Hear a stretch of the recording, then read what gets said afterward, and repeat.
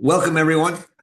My name's Roger Berkowitz. I'm the founder and academic director here at the Hannah Arendt Center at Bard College, and thrilled to be with you today for the virtual reading group. We are reading Arendt's book, The Crises of the Republic, a book she published in 1972.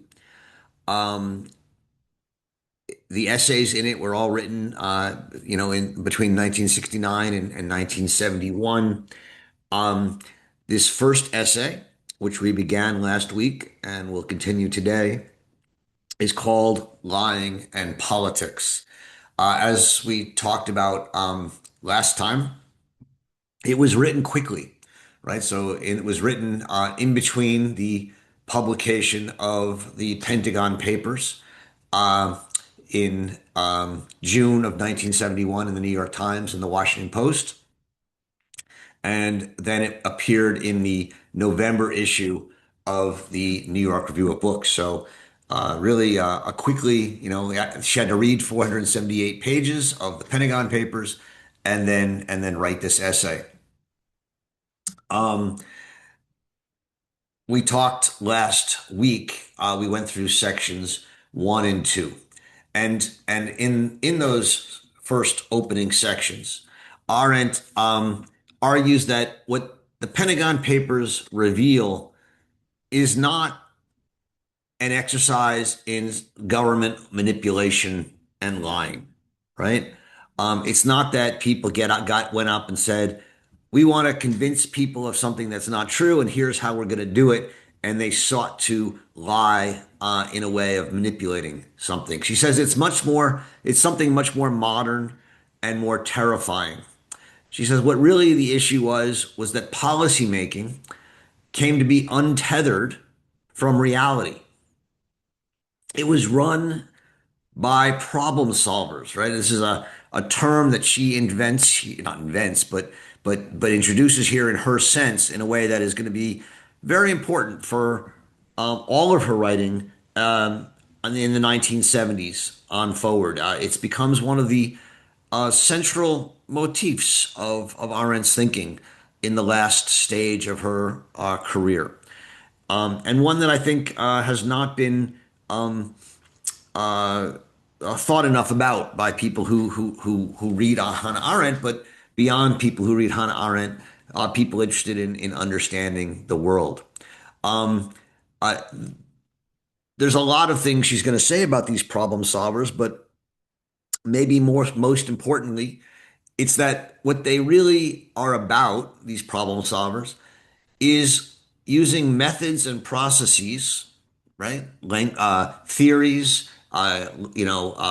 things like game theory and others. And what they do is they try and create an internally coherent world. And she says they mistake internal coherence for truth. Now, this is an idea that, on the one hand, is new in her attaching it to problem solvers. But it's an old idea in Arendt's work, in the sense that for her, what the ideologists and the totalitarians did in both Nazi Germany and Bolshevist Russia was seek to take one idea, an ideology, an idea, whether it's the superiority of the Aryan race or the superiority of the proletariat, and interpret the entire world logically from out of that one idea. That's what an ideology is for her. It makes that one idea the core to all the world. It could also be a negative idea that Jews are the core to all world problems, or the bourgeoisie are the core to all world problems. And you build a logical cage, a kind of what she calls in the origins of totalitarianism, a coherent fantasy world that replaces truth. And then you have to constantly defend that coherent fantasy world against reality.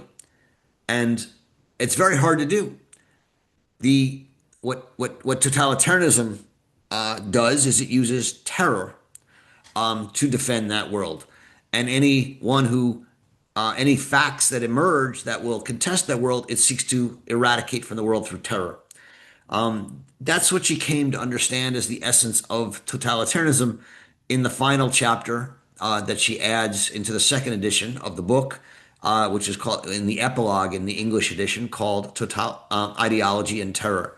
And so, in many ways, this work that she's developing here in Lying in Politics is, in a sense, the beginning of her attempt to think, okay, the United States is not a totalitarian country. It can't use terror to enforce a coherent ideology. Well, how does it defactualize the world? How does it create a coherent fantasy that it imposes not through terror, but through something else? And she develops this in a number of her essays in the 1970s. Another one that's very important that I mentioned last time is her last essay that she wrote, Home to Roost. But that's what she's here talking about and developing. The point is that truth comes to be something that we can know the reality of the world. You know, we know the facts of what happened in Vietnam. We know what's really going on. But our policy world, our politics is hermetically sealed against it. Truth circulates in the world, but it changes nothing. It's impotent. And this is one of her fundamental insights of this time. She says it both in this essay, but also in her essay "Truth and Politics," that it's a real question of whether truth is impotent in politics. And here she's developing one way in which truth is impotent. So in parts one, as we talked about last time, she says that the basic issue raised by the publication of the Pentagon Papers was deception, that the government was deceiving, maybe not intentionally. In fact, it was more a kind of self-deception. Um, but it was deceiving itself, and she sort of develops that idea. Um, she talks about how truth and politics have never been, very much on the same, very much important to each other. And she also talks about how factual truths are never compellingly true.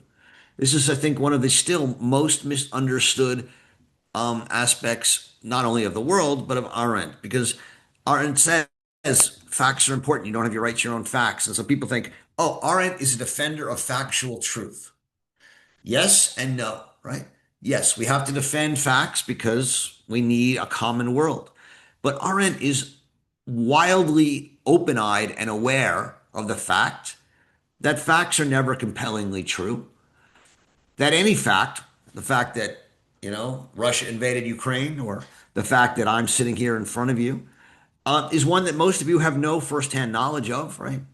I could be an AI bot, or I could be a robot. You trust that I'm not. You trust me. You trust the center. You trust Zoom to some extent, whether you should or not. You trust the internet. Um, and so much of our world and our understanding of facts is based on our trust in experts, in witnesses, in people who produce technology that we use, that we think is going to work and is going to do what they say it's going to do. And she says that facts need testimony to be remembered, and they need trustworthy witnesses to be established, which means facts are always contingent and they can be negated. Deception is very easy, especially up to a point. And we talked about last time how there are limits, or some limits, to how much deception we can have. Um, but part of those limits is that lying becomes counterproductive if it succeeds too well, right? If it saturates public life, then at that point the audience is never really deceived because they never believe in truth. All they believe is a lie. The audience becomes trained, and people learn that statements are actually not true or false. They simply signal loyalty to what you are going to believe in. And that's the point when truth and truth becomes meaningless, um, and unusable, as we talked about last time. Uh, all right, I don't want to spend all the time reviewing part one, although it is extremely interesting. We're talking today is about the last three parts of the essay, parts three, four, and five. And in part three, Arendt says, all right, um, uh, it is true, right, that the facts about what was happening in Vietnam were largely known, right? The intelligence agencies repeatedly told the government what was going on, and the government uh, largely didn't believe them or didn't act on it. The point is that the crisis in Vietnam, the crisis of truth and lying in politics, was not one of ignorance, but of organized falsehood. And now she wants to say, all right, why did these intellectuals, these problem solvers and people who are running the government, why did they participate in a fake imaginary enterprise? Um, and she says, there were a lot of reasons, right? They were fascinated by the sheer size of their mental exercises. They loved their calculations and ideas and their theories. Um, no reality and no common sense, she says in part two, could penetrate the minds of the problem solvers. So her answer is that defactualization was not accidental. It was inherent in the policy itself. Reality actually became inconvenient because it didn't fit the policy. And so what these problem solvers did is they manipulated and massaged the facts in order to make it fit the policy. And part three begins with her saying, look, there's a bunch of examples of this utter divergence between facts and theories. The one is the domino theory, right? The CIA continually produced reports showing that there was likely no nation in the world that would quickly succumb to communism if Vietnam fell, except maybe Cambodia. But and it's not that people didn't believe the CIA. They just didn't use it. They continued to act and speak about the domino theory because it served their policy goals, even though they knew it was wrong. And so she says, that's one example of this divergence. Another is that people said, oh, it's not the Viet Cong we're fighting. It's people from North Vietnam. It's not, it's not a civil war, it's outside agitators. And she said, well, again, it was widely known that that was wrong, and yet people kept saying it. Same with this idea that there was one monolithic communist bloc between Russia and the Soviet Union, which we knew was wrong, and yet it was convenient to keep saying it. And then even the critics of the government, right, said, oh, it's just about imperialism. The United States just is an imperialist country. And she says, yeah, they kept saying that, but they knew that was wrong too. There was no evidence of imperialism. And in fact, I mean, Vietnam was such a small and inconsequential country that it would seem a poor place to practice imperialism. And yet, so on both the pro-government and the anti-government sides, she says, people were continuing to speak about and invoke these theories, even when they knew that the facts underlying them were false. Um, this brings us to part four, which is really sort of after part one, the meat and core of this essay. Remember, part one said the real issue of the Pentagon Papers is deception. And that's, I think, true to a large degree. And that's what she's been talking about so far. But part four makes a shift. She says now the real story of the Pentagon Papers was not deception. It was how could they? Now, I think it's very easy to read this opening sentences of part four. How could they? And read it in a moral register, right? How could we kill so many people? How could we fight a war? How could we lie? And things like that. I don't think that's how Arendt meant it. I think what she means is, how could they? How could a rational, informed, powerful government, the most powerful country in the world, how could they preside over such a spectacular failure and continue as if nothing fundamental were wrong, right? The crisis of the Republic is not a moral crisis. It's a how could such a powerful, smart, well-informed people let their country fall apart, right? She says, she invokes a number of ideas. She says, how could they engage in such a colossal waste of resources and failure? How could we spend so much money, uh, time, resources, but also people in a failed war? How could the most powerful, richest country in the world lose to a tiny little country? How could that happen? She says the problem was not a quagmire or imperialism. It wasn't even about profit. And it wasn't really, we didn't fight for national security. So what is it that we were doing? How could we do this thing? How could this rich and powerful country become a pitiful, helpless giant, she says, unable to defeat a small little country like Vietnam? And there's no interest, there's no policy, there's no rational explanation to it that's based on national interest. And so she says, well, okay, how could they? And she offers a number of potential answers. One is she returns to this idea of deception, right? Which was what we talked about in part one. She says that these rational, powerful people came to believe their own lies. Um, the normal process of deception was reversed because it wasn't that they lied to other people. They came to believe their own lies. And in fact, they even acted, on lies that were almost that they were caught up in before they chose to lie.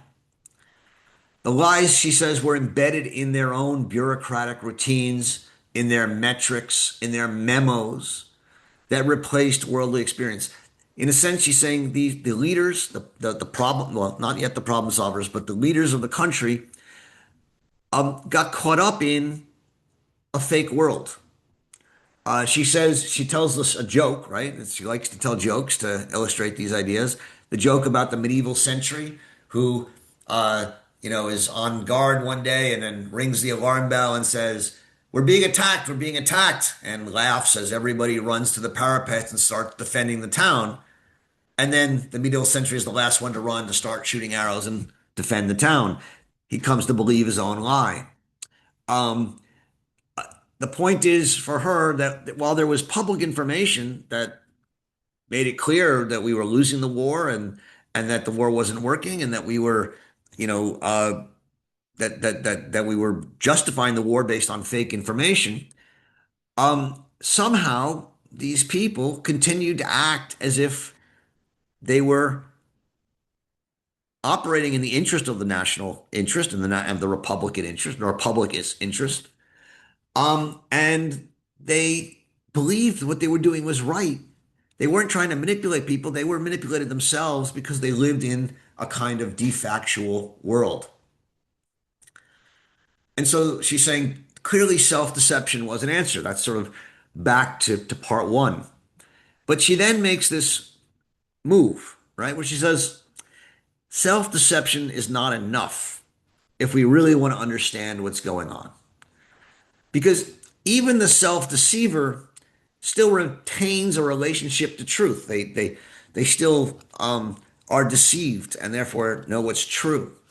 She says something deeper really was going on here. And here's where she returns to the problem solvers, her favorite category here. The thing about the problem solvers is that they were completely caught up in matters of mind, she says. Um, the problem solvers left the world of reality and entered a world of mind and techniques.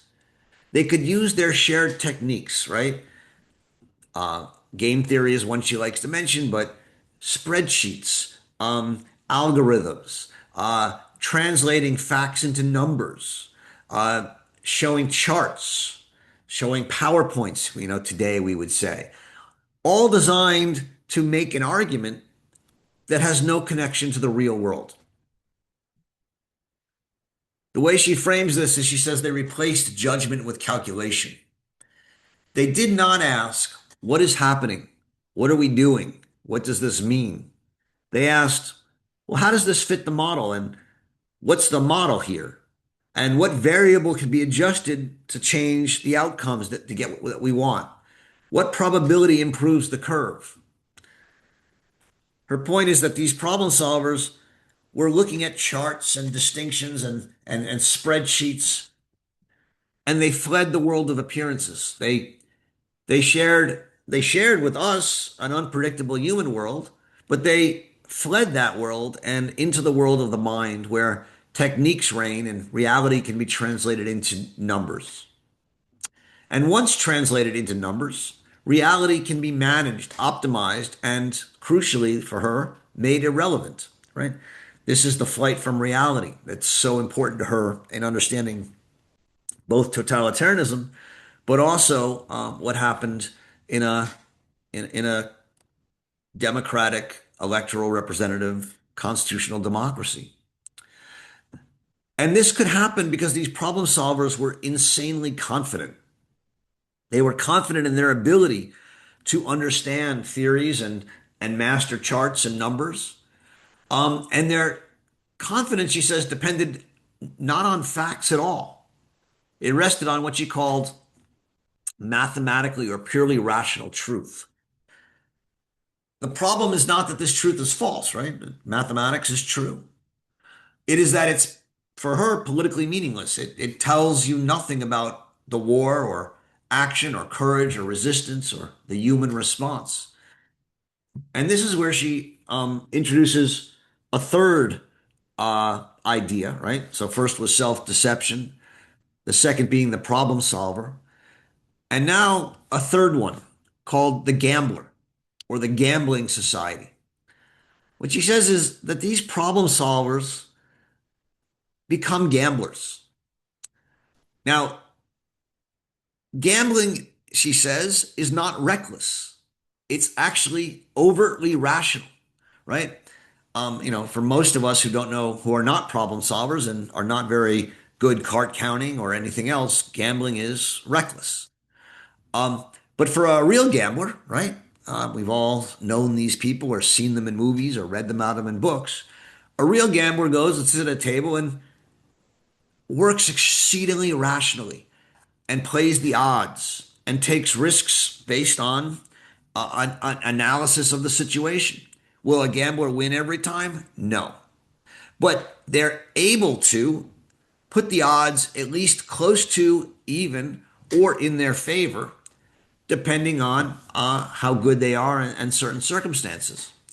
And so a gambler is willing to take risk because he might lose for a while, but he's going to win over time because he can always start over, and he's able to put the odds largely at least even or maybe in his favor. And she says gambling in this rational sense works for things like insurance markets and casinos, right? Because you might lose for a little bit, but you're going to win over time, and that's okay.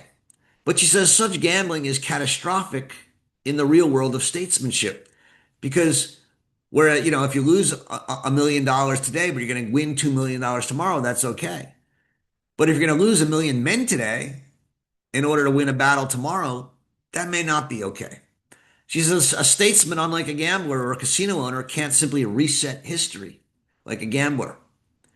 And so these people, these problem solvers, so abstracted themselves from reality that they treated the world like a gambler treats the world. Nothing real is at stake, so you can risk it all. And reality ceases to be a limit. This loss of reality, she says, um, is related to the dream of omnipotence that these problem solvers have, that their incredible analytical ability, their computational ability, allows them to be omnipotent, to win, and thus to think that they can win in a zero-sum game and thus has no limits.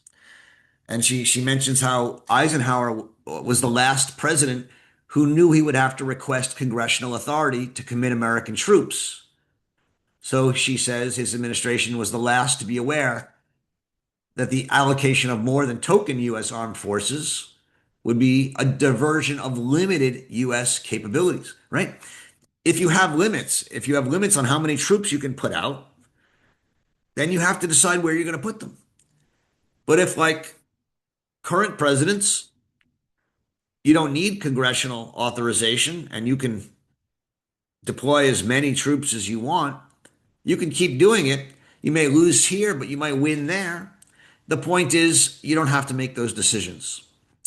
That's what she calls the loss of reality connected to the dream of omnipotence. And this is the decisive escalation, right? Self-deception and problem solving, she says, hollow out judgment, right? Instead of judgment, we now make calculations without limits. And the world disappears as a constraint.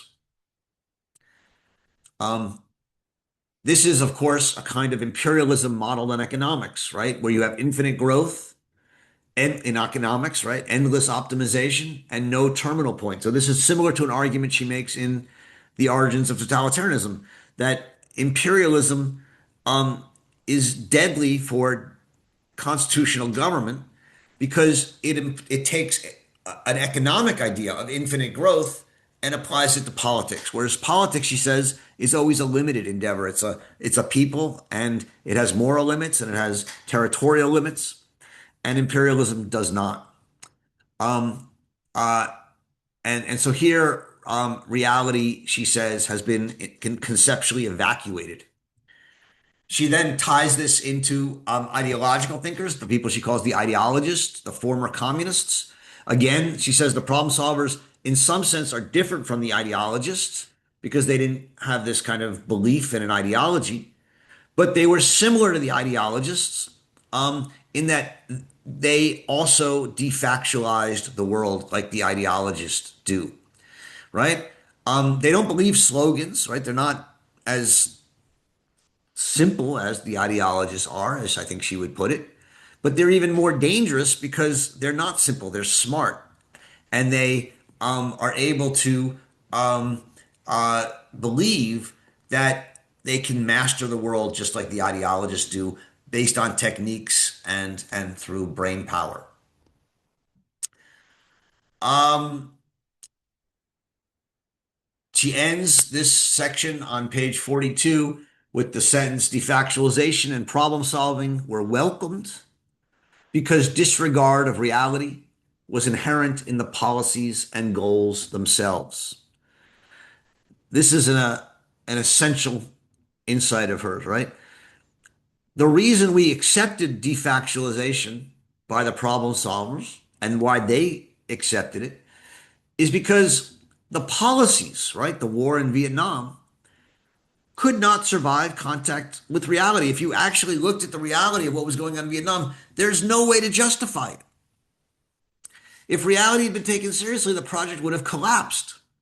And so unreality becomes a condition of the possibility. And so if you then go back to the question that she asked to begin section 4, how could they, right? How could we, rational, thoughtful, powerful people, engage in such a disastrous activity? Her answers become because the policies required that we live in a world without facts, because the system rewarded those who treated reality and facts as noise, and because politics had been transformed into a mental operation immune to experience, suffering, and failure. And so that's why it's important to see that Arendt is not writing about Vietnam here in a narrow sense. She's describing a modern form of rule in which thinking replaces judgment. Thinking in the sense of calculating, so I should be more specific, in which calculating replaces judgment. Models replace the world, and success is measured by coherence rather than truth. Um, think about so much of our social policy today, whether it's environmental policy or public health or university administration, right? Success is defined by indicators that are internally coherent. What's your graduation rate? But does that really mean if you have a high graduation rate, if your graduation goes rate goes up, does that mean you're doing a better job of educating people? Not at all. And yet we end up convincing ourselves, right, that we're succeeding, but we have no connection to reality. If we actually worried about whether people were actually becoming better thinkers or better citizens, I think we'd be in trouble.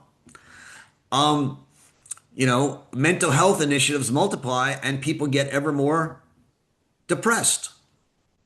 These are not lies, right?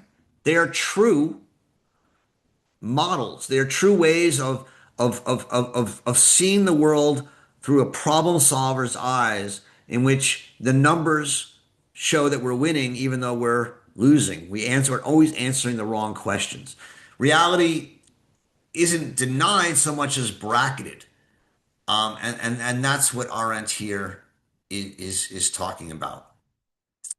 Part five is the short end, in which she, as she often does, offers at least a potential hope, which is that free speech and freedom of the press are real and allowed the Pentagon Papers to be published and allowed this information to be known. And for her, she says, really only in America that you have this real uh, self-correction against the radical defactualization of the world, which is that we still do have a culture of freedom of speech and freedom of the press that allows us to respond accordingly.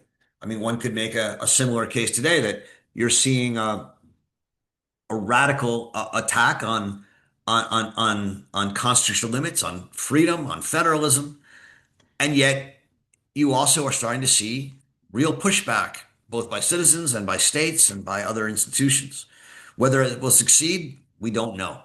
Whether the crisis of the republic will lead to the failure of the republic, we don't know yet. But Arendt says there's at least ways that we can fight back, and we should be aware of those. Okay, I will end there. Uh, the whole essay is open for questions, parts 1 through 5. Um, we have two ways that you can respond. One is through the chat, which I see as usual is quite active. Please remember, these can be complicated and often divisive issues. Please feel free to argue and disagree, but do not attack the person. Always be civil and respectful. You can also go down to the React button at the bottom of your page, click on that and click on raise hand and get in the queue, and we will have our discussion. Okay, great. Hannah, great to see you. Hi. I hadn't thought of this until you started speaking. But and I never tend to come out with this feminist response that's very strong, but I really feel it with this because I honestly, I mean, it was such a white men of a certain class driving this whole thing. Um, and with utter freedom to do so in a way that we don't have anymore.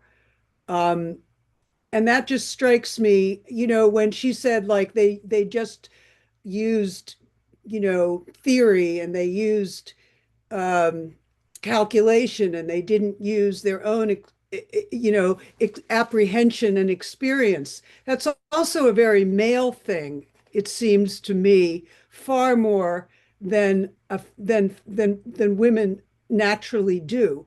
And it just strikes me. Also, as we're sitting here, I just keep thinking of my favorite theorists of electronic media and power and authority, of Joshua Meyerowitz, No Sense of Place, and of McLuhan, for this whole time in history, where television, we all witnessed this in real time and we saw with our eyes what was going on, and they didn't. And then you think of today, all of us, it's compounded 1 billion times of us seeing with our eyes, with 10 billion cameras trained on everything, and the collapse of authority and everything. It's very interesting. And then I just wanted to, and I don't know if other people had that sense of male chauvinism, of gender issues in it, but it just strikes me very strongly now. But I just wanted to point out on page 40, I think this one line that she says, it strikes me as completely the exact same today, where she's talking about uh, the opposition. And she's saying, no one can say that left-wing war critics thought in different, well, Nor can one say. nor can one say that the left-wing war critics thought in different terms. The extreme fringe had the unhappy inclination of denouncing as fascist or Nazi whatever, often quite rightly, displeased them, and of calling every massacre a genocide, which obviously it was not. This could only help to produce a mentality that was quite willing to condone massacre and other war crimes so long as they were not genocide. And isn't it exactly the same today, for example, and the extremes of the left and the right are not even the extremes of people reacting, uh, you know what I'm saying, Roger, Yep. better Yep. than me because I can't think straight. But anyway, that's all. Thank you. Well, thanks, Hannah. A lot of points, and I just realized I don't have paper to write on today, so I'm not at home. Um, the first point about feminism and such, I think, is an interesting one. Arendt has a complicated relation to feminism. She does a number of times say to some of her male interlocutors, that uh, the great problem with you men is that you think you're always right, and if a woman disagrees with you, you get upset. She says this to Gershom Scholem in one of her letters, and I think says it again to another one of her male interlocutors. And I think it's something that she really experienced quite profoundly in her life. She was roundly criticized at a number of points in her life, whether around the Eichmann book or during her Little Rock essay or others, and her stuff on Zionism. And she thought that her male friends, even her very good male friends, expected her to fall in line and agree with them, and that really rubbed her the wrong way. And she said, "Look, if you're going to be a friend to me and a pluralist, you have to accept my viewpoint." Now, she never said a feminist viewpoint, right? That's not how she thought. And yet she also said, this is a problem that men have. And so I think there is something to that.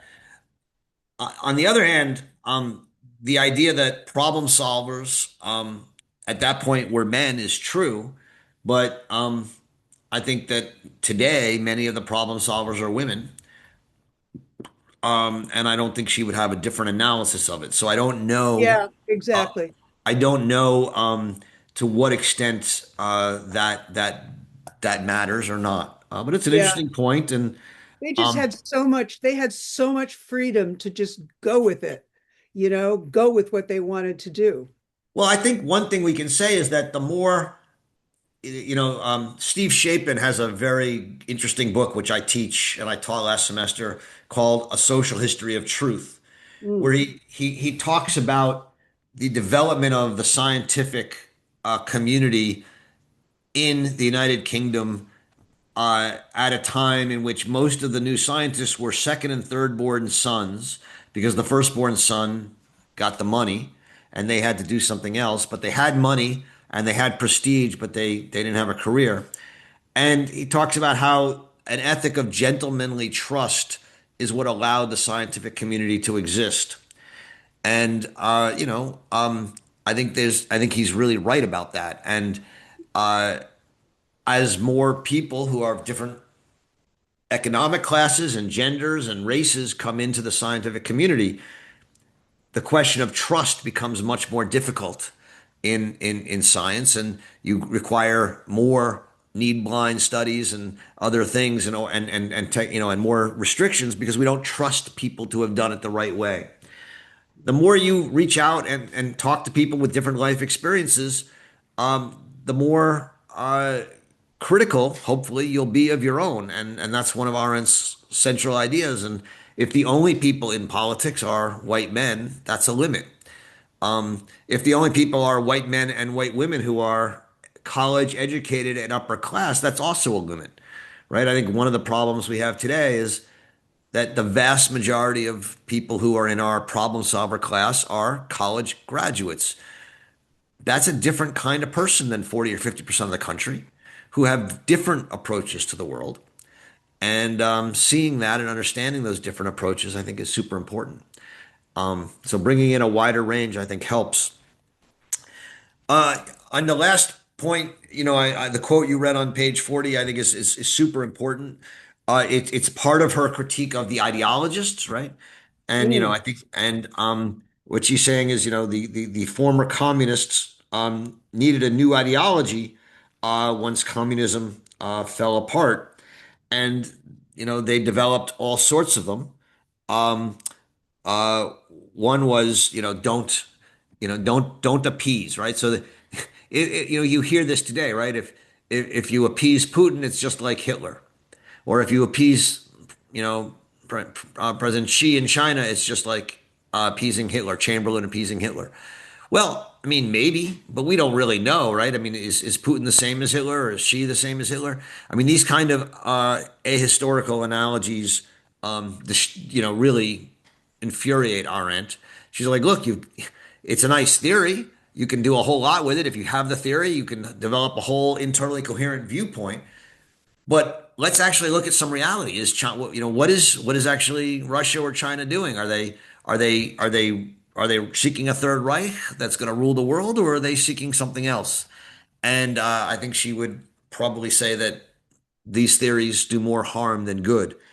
Um, Similarly, as she says, for the critics of the war, um, or the critics of these ideologies, they also uh, develop theories like every mass killing is a genocide that may serve an ideological purpose, but she thinks have very little to do with reality. And so these are the kind of points she's making, and I think it's an important one for us to always be aware of. So thank you. Vigdis, you're up next. Yeah, I want to point to some other things she also says here. On page 30, she writes that this sheds some lights on one of the gravest dangers of overclassification.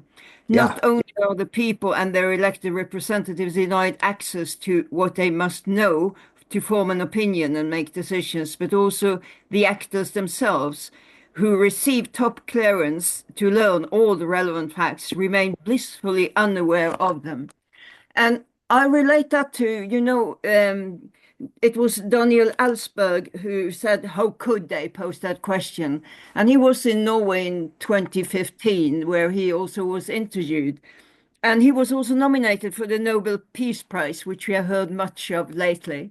And he stated then that he would rather see Edward Snowden or Chelsea Manning receive the award.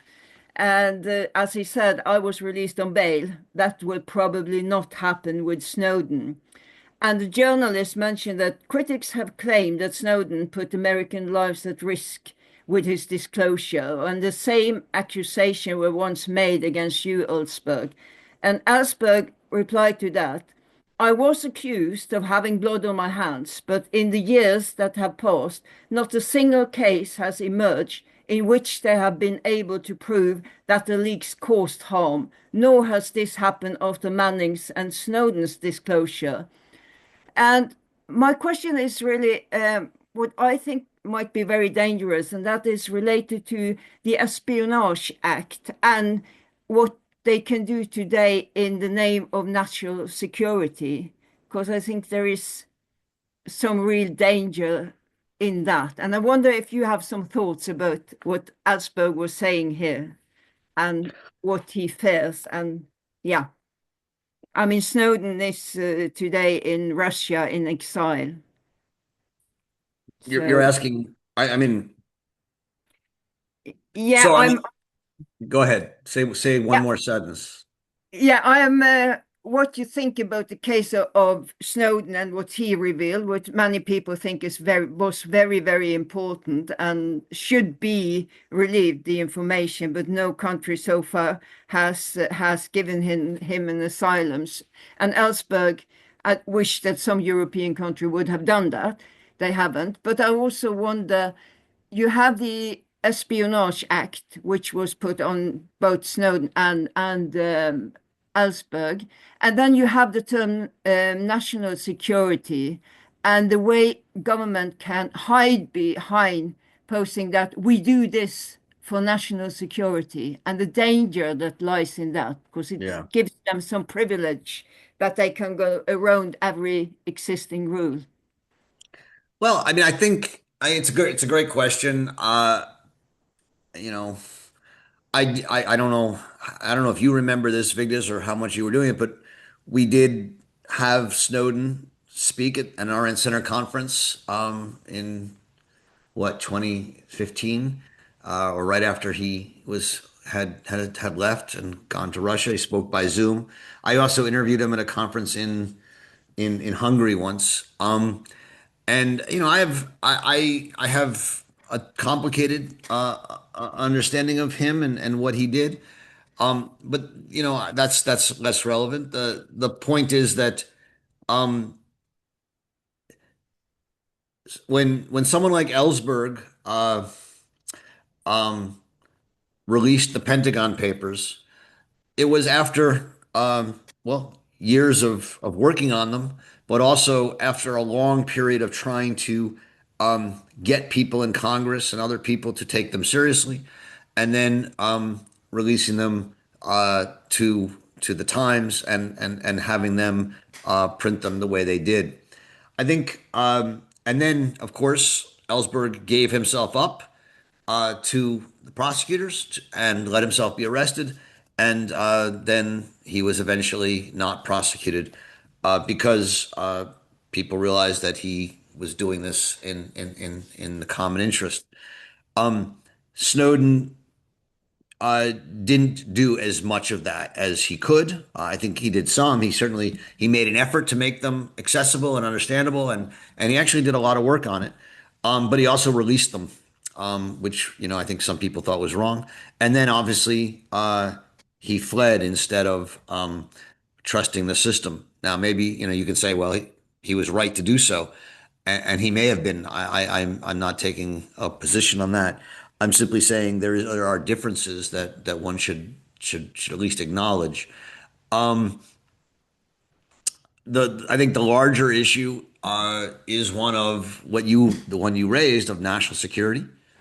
Um, uh, you know, is was is what Ellsberg did and is what Snowden did really a violation of our national security, right?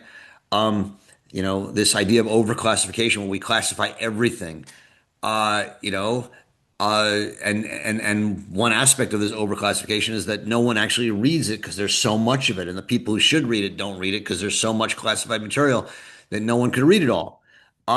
And so, I think you're absolutely right to suggest that, this idea that what Ellsberg did was a great threat to our national security, I think was silly.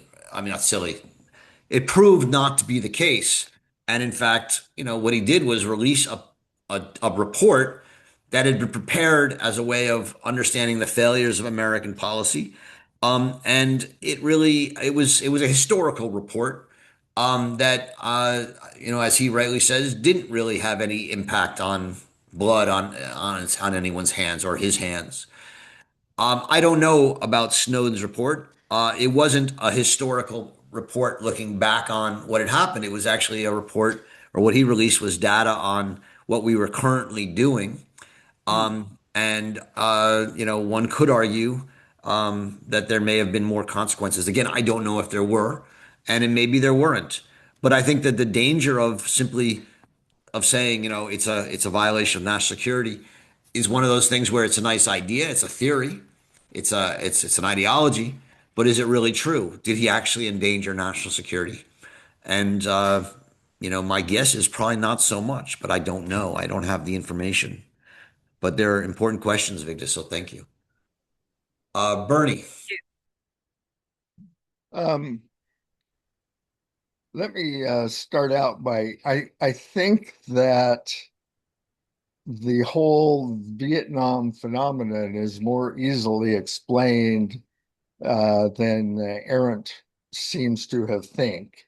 I feel like she utilized the Pentagon Papers and Vietnam in general to craft one of her theories of politics and totalitarianism, when a simpler answer is probably more plausible. And that answer is, well, why did they uh, develop all these lies that they got other people to believe, hoped other people would believe, got themselves to believe as well? That it is simple. They had to justify the ongoing engagement in Vietnam. The generals, I recall, and maybe you recall this as well, Roger, were saying, we really need about 1 million soldiers on the ground to win this war. And Johnson primarily was saying, well, you can only have 500,000. And so the military didn't have the resources they felt they needed. Johnson politically did not believe he could provide what they were asking for. Uh, and so they hoped against hope that eventually, if it's this lower level of engagement that the military didn't really think was going to be sufficient, uh, that eventually it would be. And that is really just that. But eventually, politically, they could not continue the engagement and they could not do what was necessary to win. And why isn't that a sufficient explanation? And then I just want to flag from last week, Roger, you chose as one of your examples uh, that of axiomatic lying for political purposes, environmentalists. And as someone who's been engaged and sometimes at very high levels of American environmentalism for almost half a century now, I think you're simply wrong about that. But I'm not going to try to dissuade you right here because that would take more time. Okay. Thank you, Bernie. I don't know if I said axiomatic, but I don't know what that would mean.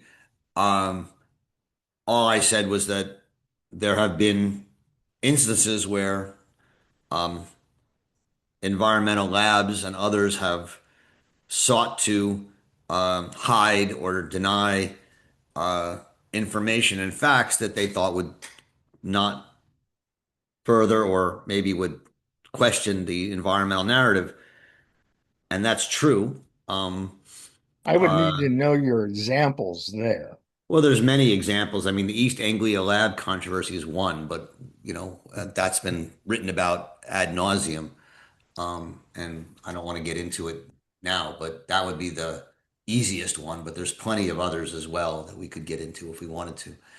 Um, the larger or the other question um, about about how could they or the the cause of the war.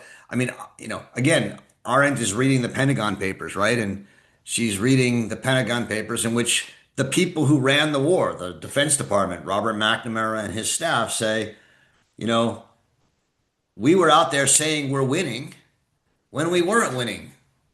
And we were out there saying we could do this when we couldn't do this. And she's asking, well, why? Why did they say these things?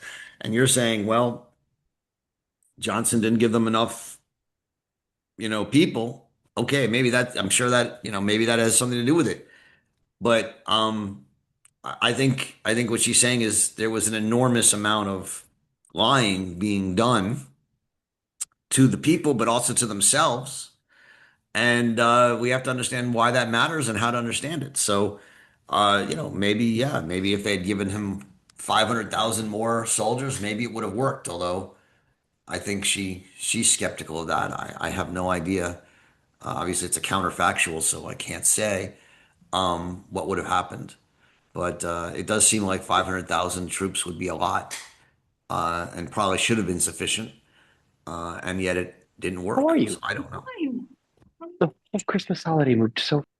We're gonna just mute people. So you have to unmute yourself when you speak. James, you're next.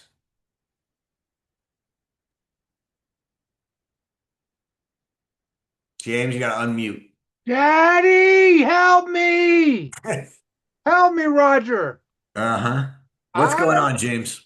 I spent the 2 weeks reading this book, It's so rich, especially in terms of what's going on right now. And I'm like, oh my God, yes, that's it, that's it. Oh my God. The denial of factual truth, the ability to lie, the capacity to change facts, the ability to act are all interconnected. They owe their existence to the same source, imagination. Oh, my imagination is not delivering for me. What am I going to do? What are we going to do? Am I missing something? Isn't this the way it was when I was fighting Vietnam and and we're now fighting this thing? Is there a big difference? What do you mean? So yes, imagine she says that all politics, requires lying. All politics requires a kind of imagination of a different world, right? Is that what you're after? I'm looking to plunge into my imagination to heal myself, to connect with something that will take me out of the pain I'm experiencing right now with what's going on in the world and what this book is reinforcing me to think about. Yeah, I mean, I'm, to some degree, what she's saying in this book is we need a little bit less imagination, right? I mean, we still need imagination. Politics is about imagination.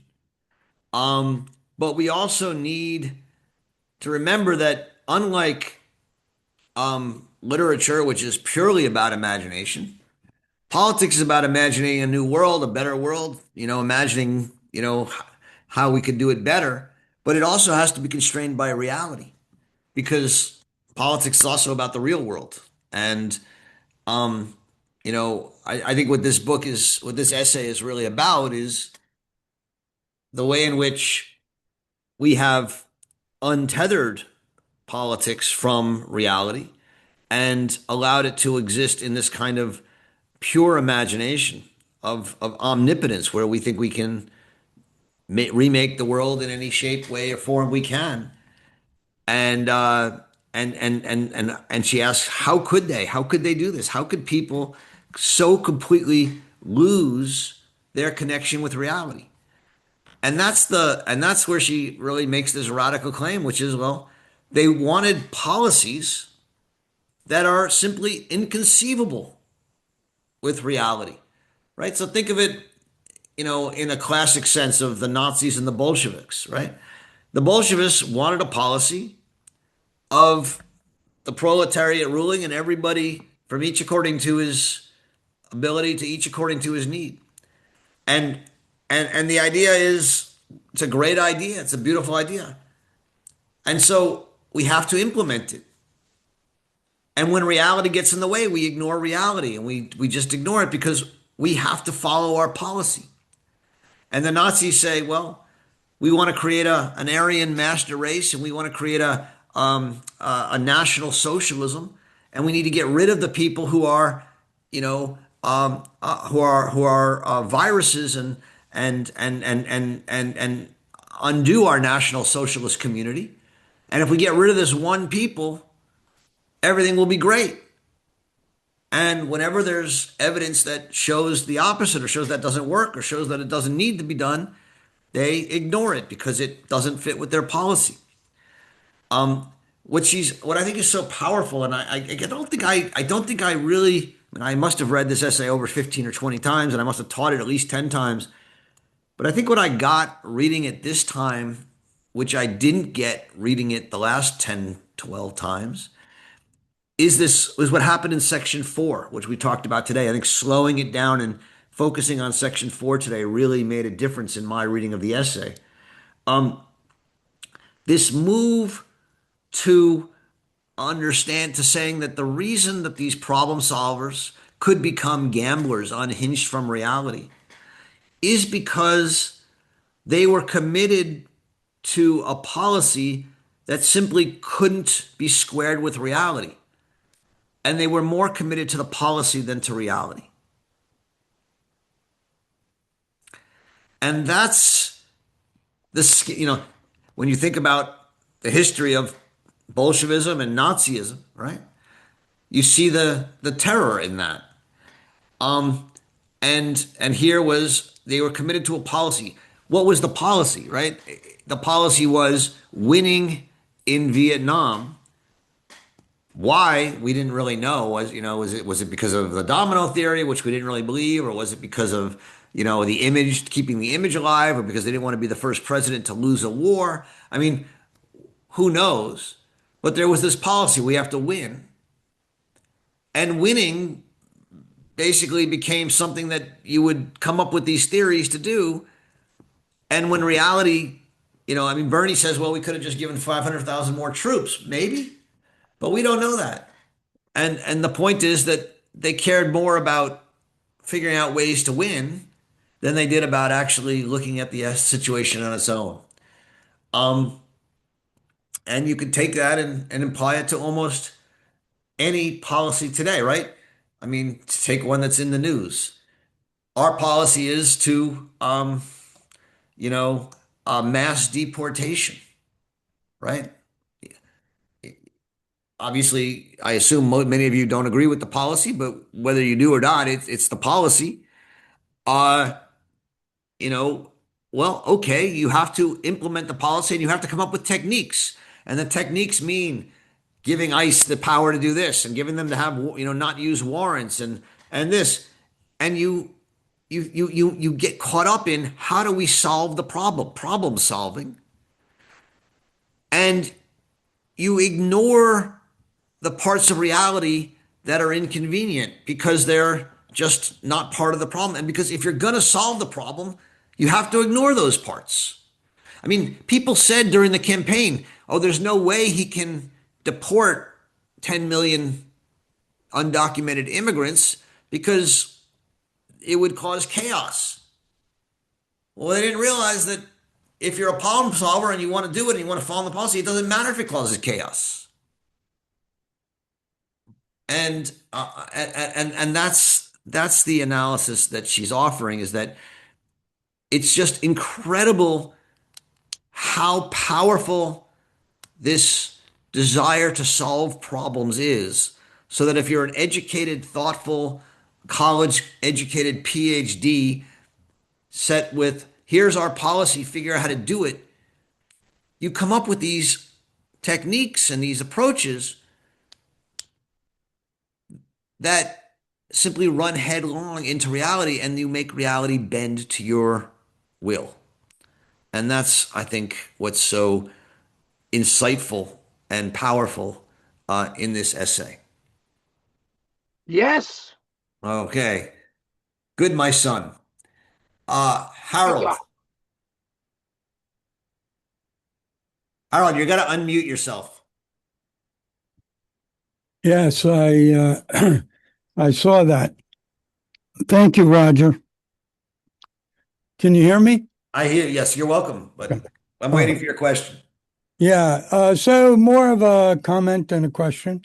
First of all, this is brilliant, and so true. There's an element left out, and I understand why that element was left out. and that's the financial element and what it meant to the economy at that time. There was a huge surge in the economy because of defense spending. There was also a lot of influence to these folks from what Eisenhower called the military-industrial complex. And we can think about all the money that was spent.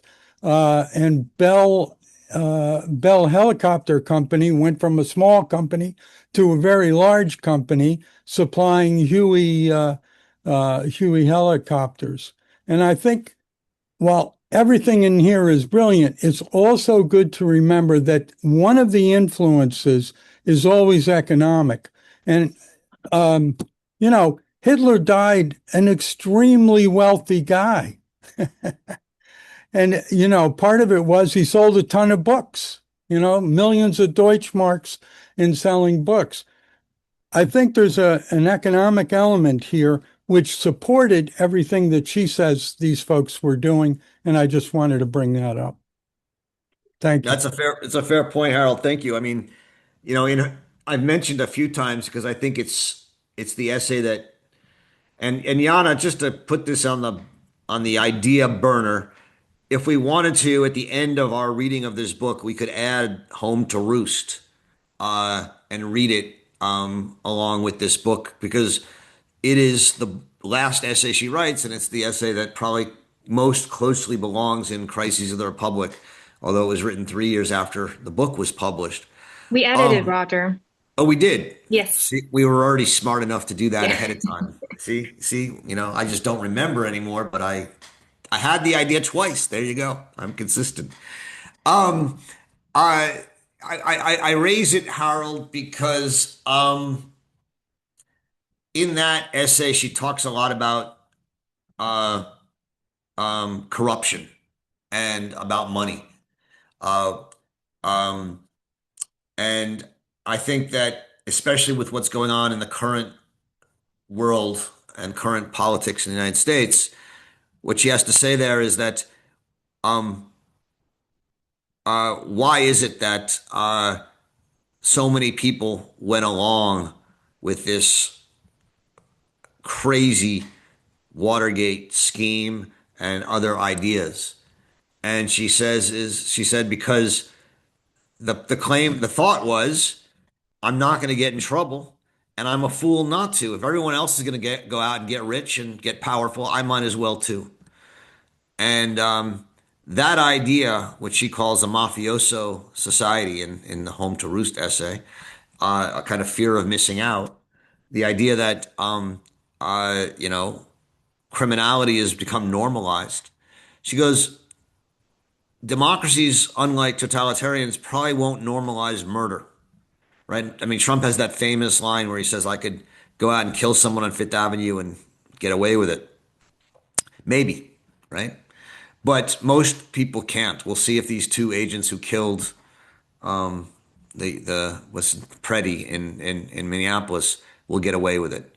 But I'm hoping they won't. But what's amazing is how many people get away with outright corruption and theft, which are not as, in your face as murder. And that kind of corruption is how she begins to think about the crisis of the Republic in 1975. And so when we come to Home to Roost at the end of this, we will we'll revisit that then. So thanks, Harold. It's a good point. Stephen. Thank you, Roger. I want to make a comment also, as Harold did, to provide some context. I knew Ellsberg, and I had an opportunity to speak with him about this essay, and he agreed that Arendt really caught the crux of what he understood to be the problem with the Vietnam policy. But I'd like to say a few things about him. He was a problem solver. He worked for Rand, and he was very much involved in the kind of think tank logic that developed as a response to the nuclear age, which in which nuclear attack was unthinkable. Well, in terms of experience. So as a way of dealing with this as a problem to be solved, a lot of this abstract thinking emerged, which Ellsberg was part of. And Arendt had said that valid thinking is rooted in experience. And when the Vietnam War occurred, Ellsberg became a Marine and was very much on the ground. And he understood how wrong the policy was that had led us to the Vietnam War. And what really led him to break with the problem solvers was his girlfriend. He was very high up in the Pentagon, and she insisted that he come to an anti-war demonstration with her, Patricia. So I think that Ellsberg broke with the problem solvers and was able to publish these papers and risk his career, in fact, destroy his career in order to do it. Partly because of that, but also because he met somebody who went to jail protesting the Vietnam War. So he said, if this person, Randy Keeler, had the courage to do that, why don't I have the courage to go to jail in order to do something that I thought was morally right and crucial for the fate of my country? I think that context might contribute to our understanding of these papers. That's a beautiful point, and it's great to have people on the call who, know the Vietnam War era. I mean, I think someone was telling me, you Roger, you remember like I do. Someone earlier said, I'm like, I was not alive. But yes, I know I look older than I am. But yes, I think what you're saying is very important. And and again, I have a certain amount of respect for Mr. Snowden as well.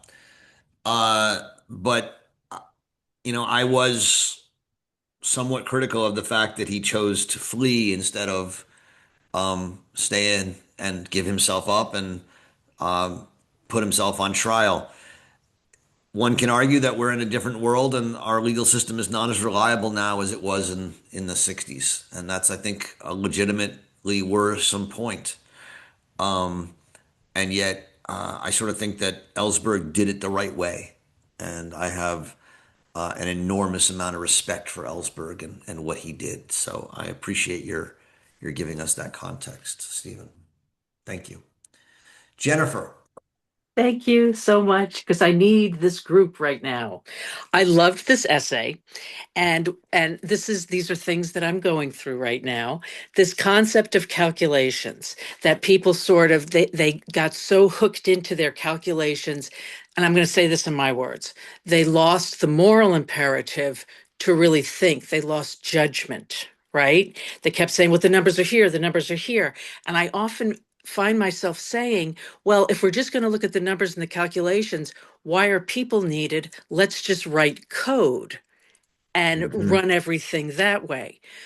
My question is, when you look back at the Vietnam War, they really pushed back against this from a moral standpoint. The people did, but it took a really long time. And I'm seeing that happening now with our institutions that people want to crumble. And others are saying, no, we need them. But what I'm thinking is, and this may come to that concept of patriarchy that's been going on, why can't we? Do we not have the language to push back on, I'm going to say the calculators, the people who insist this is the way it is? We don't seem to have the language to push back on them until it reaches a fever pitch of fighting in the streets. That they seem to have the power on, well, these are the calculations. This is what we're going to do.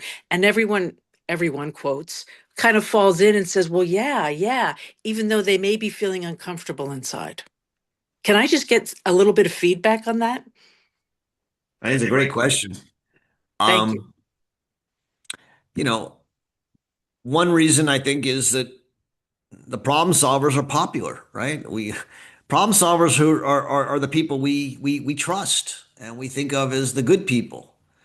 Um, and I'm not saying that they're not good people. They are. They're the people we went to college with. I mean that's what we often forget. Stephen Miller was one of the favorite students of a very cool liberal professor at Duke, who predicted when he graduated that he would be the second in command in the White House at some point in running things. And it's just eerily how smart and whatever. But he went to Duke. These are people who are like us, and we generally, I think, see the world the way they do, through numbers and through theories, and we disagree at times, but I think it takes a lot for us to fully recognize when the world, the reality breaks, and the frame that the problem solvers are putting on it is not just one we disagree with, but is simply completely fake. And I think for many people, the last 2 or 3 weeks, that has happened. I mean, that's not, I don't have to say, I think. I know that for many people, including many Republicans, that has happened in the last 3 weeks, around the question of ICE and enforcement of the deportation agenda. I mean, the the sort of stated claims, right, that Mr. Preddy was a terrorist attacking ICE. I mean, it was just so ridiculously at odds with reality. You could, forget the young woman's name, who was killed in the car. You know, many people thought that way, but it wasn't as clearly. You could make the case that maybe she was endangering the guy and he could have thought that way. I mean, I think it was ridiculous, but one could make the case. With Preddy, I mean, it was just so obviously wrong that the frame that the administration and the problem solvers had sort of implemented, that these were terrorists and they had to be, like, you know, dealt with, just fell apart. And when things like that happen, it does, then the world changes. I mean, we'll see if the world really changes and what happens, but it does seem like there's been a shift in the last week, that is going to, we hope, have some impact, but we'll see. Thank you. Yeah. Renee Good. Renee Good. Renee Good. Yes, I'm sorry. There's so many people being, there's so many different. I mean, part of the problem with the politics right now is there's so many different events going on at any given day, right? Today, Don Lemon, or yesterday, Don Lemon was arrested. I mean, how many things can we keep in our heads? And as we get older, it gets harder. So I apologize. But yeah, Renee Good. And I mean, it's just, I think that frame has now failed. Whether that failure will last, whether they'll be able to reassert it, I don't know. But I hope not. And we'll see. I'm hopeful that they won't. Max. Hi, I'm joining you today from Minneapolis, where I live, and I'm trying to put the reality of what's happening here in my face as much as I can. I have, due to my privilege, I'm able to leave the street today and come join you here. Mostly what I wanted to say was, and you kind of just said all of it, which is, in my conversations with people out there, that I'm hearing from, unexpected sources, that people are recognizing that people in the administration and their supporters are just stuck on a story. And some of those realizations, I think, came a little while before Renee and Preddy were murdered, in the sense that what they say they're doing here is not what they're doing here. And we know that simply because of the quotas that Miller imposed and the fact that so many people um, who aren't here undocumented, literally aren't here undocumented, that they have active cases, they're actively reporting. One of my wife's colleagues, her husband his door was broken down and yanked out, and he had just reported. So we've known for a little while. Obviously, the shootings accelerated the realization on some parts. I hope it's some kind of watershed. I'm skeptical. But mainly, I wanted to say it's been a lesson for me that my ability to stop and think has been limited the more I've tried to put this stuff in my face by getting out there. And so I'm happy that I was able to come here today because I rely on, frankly, people who I trust, like you, and Tim Snyder has been helpful too to kind of I don't know, recharge me a little bit so I can get back out there. So thank you. Well, I mean, we should say thank you. I mean, I haven't written what I'll write for Sunday yet, but my guess is it's going to be something along the lines of politicians suck, but the people are pretty good. Um, what the people of Minneapolis have done over the last 2.5 or 3 weeks is restore my faith in the American people in many ways. That what you guys have done every day on the streets, and I have lots of friends in Minneapolis who I talk to and who are doing things, has been extraordinary because after politician after politician after politician has rolled over and rolled over and rolled over, and basically, I'm not going to say what I was going to say, but okay, rolled over. uh, the people of Minneapolis got up and said enough's enough, and that was extraordinary. And for the first time in the last year, I feel like there's real hope of pushing back against what's going on. Now, does that mean that I'm right and that people will stop things? No, it doesn't. Um, it very well may not, but I feel like there's hope right now.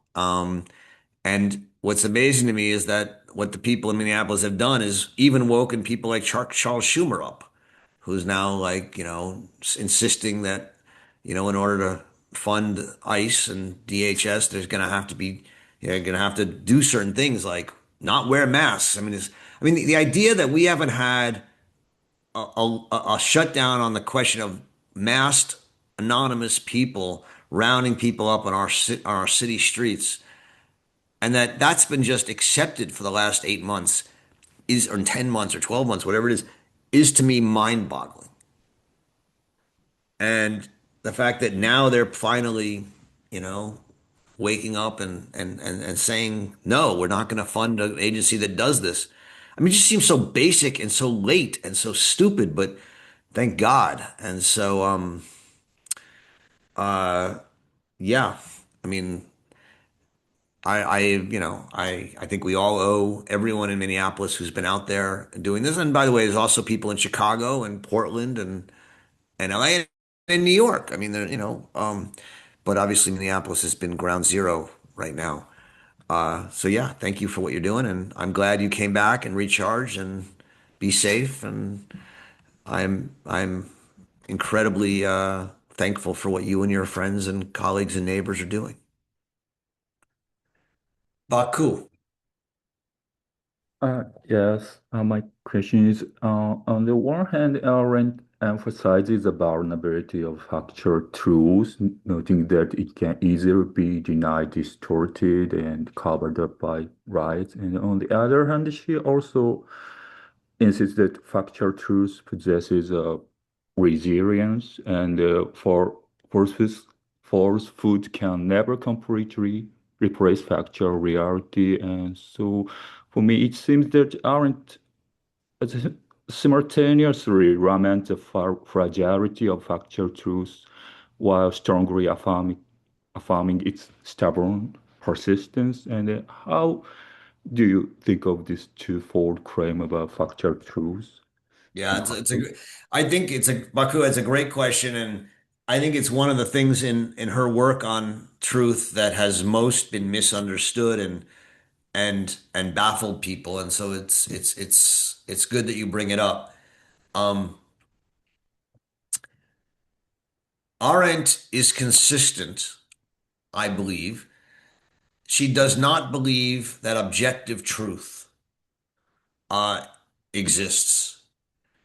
And so when she says you don't have a right to change the facts, she doesn't think of facts as objective. She thinks of facts as um, the ground we stand on and the sky above us, as she says in the very last paragraph of her essay, Truth and Politics. What I mean by that is she thinks of facts as part of the web of reality. We all live in a reality, and humans need a reality to live in. We can't live without truth. We can't live without facts. But that doesn't mean that truth is objective, that it falls from the heaven. It doesn't. It's based on witnesses. It's based on evidence and testimony, and it's based on our trusting of that evidence, right? You know, the fact that Russia invaded Ukraine, it's not objective. It's based on all sorts of questions of trust and evidence and witnesses, and it's a story we tell. One could, right, tell a very different story, right? That NATO attacked Russia by trying to welcome Ukraine into NATO and things like that. I'm just saying, the point is we can make there are actual facts. The fact in these cases is these soldiers went over the line in this day and shape, right? But that tells you very little. And our end wants us to say, look, we have to hold on to facts, but ultimately facts are powerless to tell us much about the world. And so, and not only that, even the most basic facts, like the soldiers went over the line, the border on this day, can be erased. We can plant news stories that say the opposite. We can have people who either intentionally or unintentionally tell an opposite story. Maybe they thought they saw somebody. I mean, this happens in courts all the time. Eyewitness testimony is notoriously unreliable. And so the point is these facts are contestable. They're contingent. They can be tabooed. They can be erased. And yet she says we need facts. And at some point, we have to be willing to agree on certain facts and trust them. And if we're going to challenge those basic facts, we better do so in a very clear, precise, coherent, thoughtful, and way that's going to take time and effort. And it's going to go slowly. But over time, yeah, I mean, you can realize that for generations we got the facts wrong. It was not true that Jews were of a different race or of a different quality, or that black people were of a different race or or different quality. These were things that people took for facts for many years, and clearly were not facts. We have to be able to revise our facts, but we have to do it in a way that recognizes the solidity of the world depends on facts, and do it, and it happens slowly over time. And so yeah, she does think that facts are contingent and can be made up, and yet she thinks that we can't live in a world without facts, a shared world in which we both think that this is a computer and I'm a human being and I'm not a bot. if suddenly, someone creates the Arendt Berkowitz bot who can lead a different reading group on a different day and say better, more brilliant things than I do, and half of you go and watch that, and half of you come and watch me, and people don't know which one is real, that's part of the defactualization. That's part of the sort of tabooing of facts. And it's very possible, right? And with the rise of deep fakes and the rise of all this technology, it's just going to get harder and harder to know what is true and what is right. And we have to take that seriously.